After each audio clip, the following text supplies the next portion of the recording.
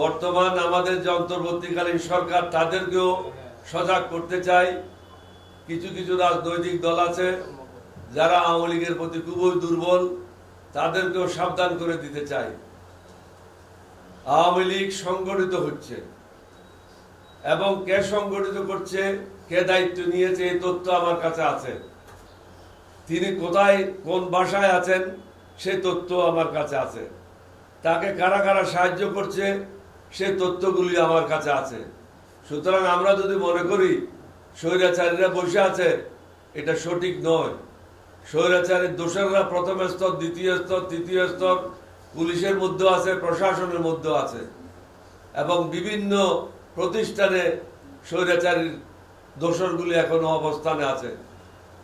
বর্তমান সরকারকে বলবো, ডক্টর মোহাম্মদ ইউনূস সাহেবকে অনুরোধ করব, আপনি আর কাল বিলম্ব না করে যেভাবে হোক দোষরদেরকে চিহ্নিত করেন, চিহ্নিত করে তাদের তালিকা প্রস্তুত করেন। তাদেরকে বদলি করার সমাধান নয়, তাদেরকে চাকরি থেকে বরখাস্ত করেন এবং তাদের বিরুদ্ধে ইনকোয়ারি করেন। এমন কোনো কর্মকর্তা আওয়ামী লীগের পাবেন না, আওয়ামী লীগের ইউনিয়ন লেভেল থেকে সর্বোচ্চ লেভেল থেকে এমন কোনো নেতা পাবেন না যার কাছে 50 কোটি টাকা থেকে কয়েকশো কোটি টাকা নাই।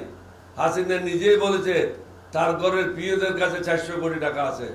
সুতরাং সাবধান হতে হবে আমাদেরকে, এই সরকারকেও সাবধানতার সাথে আগাতে হবে।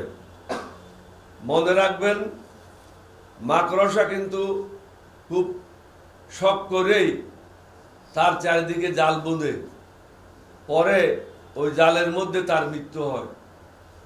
মাকড়সা কিন্তু তার বুনা জালের থেকে বের হতে পারে না। অতীতে অনেকে এরকম ধ্বংস হয়েছে, আগামীতেও এরকম ধ্বংস হবে। যে অন্যের জন্য গর্ত কোথায় করে পরবর্তীতে সে নিজেই ওই গর্তে পতিত হয়। সুতরাং আমার ক্ষতি করবেন, কারো ক্ষতি করবেন, নিজে আরামে থাকবেন, এটা মেনে নেওয়া যায় না এবং এটা চিন্তাও করবেন না।